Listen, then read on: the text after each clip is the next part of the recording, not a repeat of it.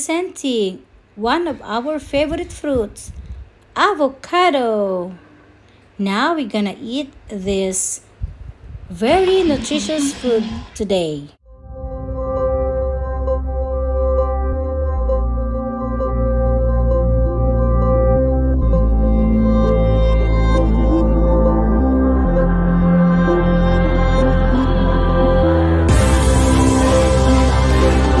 We have so many reasons why you need to love this fruit.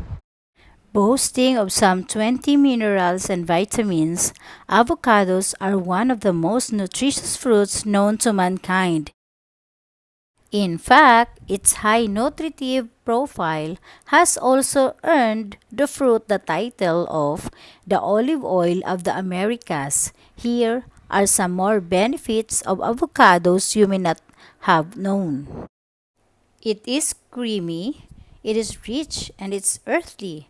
Avocados are our favorite picks when it comes to dips, desserts, and salads.